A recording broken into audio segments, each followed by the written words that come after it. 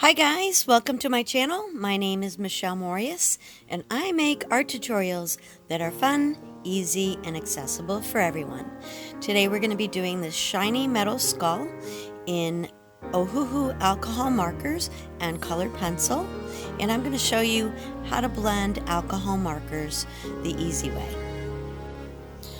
You always want to start with an accurate sketch, and then I take a kneaded eraser and I go over that sketch so that my lines are as light as possible so I still can see it, but they're not going to show through any of my color pencil or marker work. You want to always start with your lightest colors first. So I'm going to start out with this kind of neutral green color. It's actually a cool gray color, and I'm going to cover the whole circle with this color. Don't worry if at first it's sketchy and you can see your marker lines, because we're going to go over that, and you can switch directions as well. That will fill up the tooth of the paper and you won't get that kind of sketchy look to it. So that's what I'm doing here, and we're just going to keep going over it.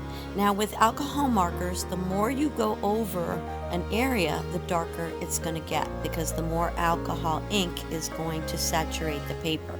So you can actually get more than one tone out of one colored marker. So here I'm just trying to make a nice even first coat, and then I'm going to go in with a little bit deeper color and we're going to work our way up.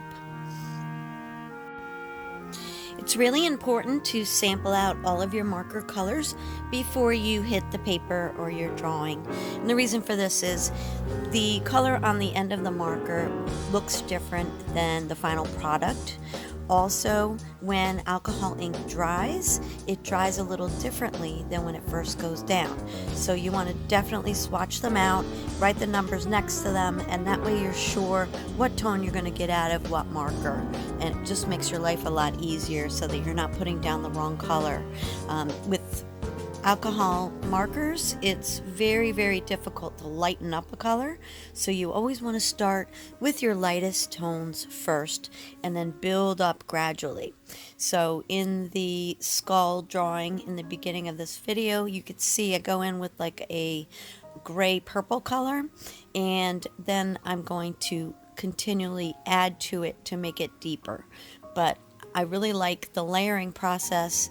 It helps you get some accuracy in your drawing, and it will ensure that you're not putting too dark of a value down, because you're not going to be able to lighten that up as you go. Even if you go over with white colored pencil, it's not going to lighten up enough to get the desired effect. So definitely start with your lighter colors and then work your way up.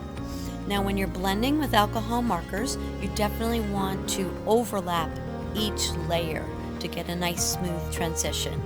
So what I'm doing is I put in that green color, and then I put in a gray color, and I'm using about 4 different markers on this little circle here. So each time I put down a new color, I'm going to go in and I'm going to grab the lighter color and I'm going to overlap and smush that ink together to get a really nice transition. So that's really the trick to this whole thing. So when you put your values next to each other and you want to have a nice seamless blend, go back in with the lightest tone and go over it continually until everything kind of smushes together and you get a really nice blend with the marker. And you can go over the whole area, and this will just kind of mix all that ink together on the page, and you'll have a really nice transition.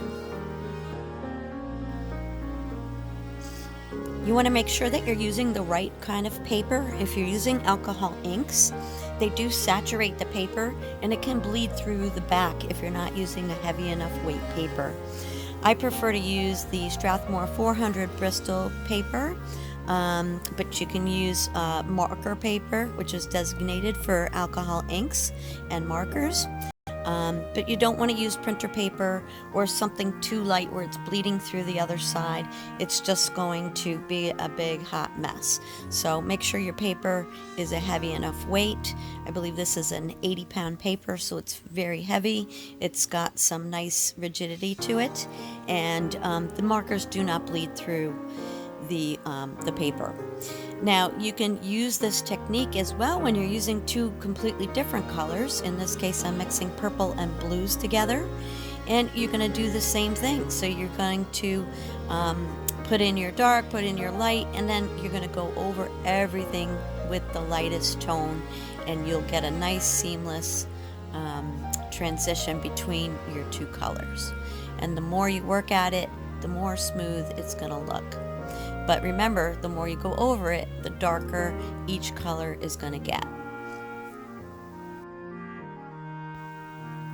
The last circle I'm going to do, I'm just going to use one color and basically just show you that the more I go over it, the darker that color gets.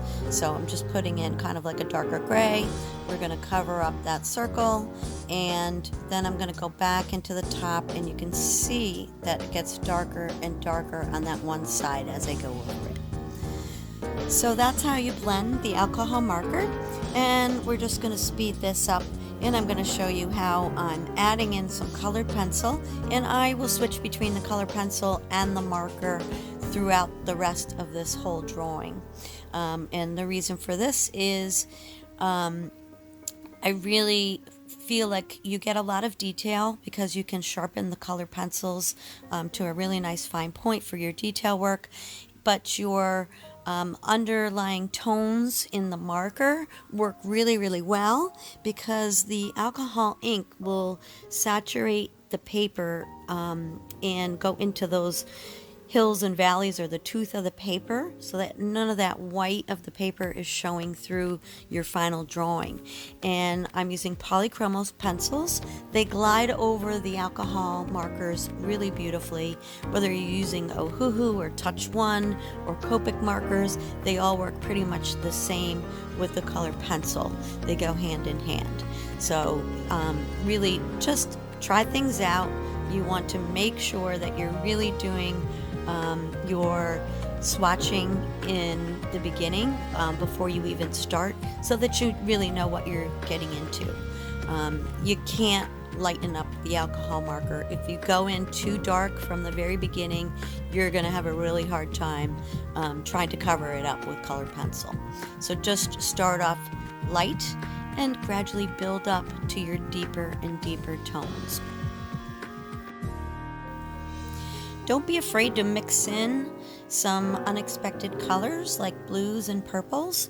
Anything shiny like chrome or silver, even gold, it will reflect the world around it. So you can see that I'm putting in highlights of blues and light greens into the silver part, and even some tans. This really adds to the realism of the piece.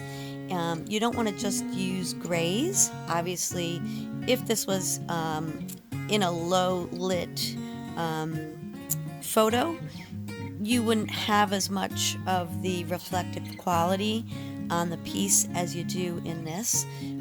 But I really love the fact that it's reflecting those blues and greens and tans in there, and it really gives it some three-dimensional look and makes it really pop. Please feel free to check out some of my other work. I have hundreds of videos on my channel, and I love the fact that you guys stopped by to see me. I want to thank you so much, and happy art.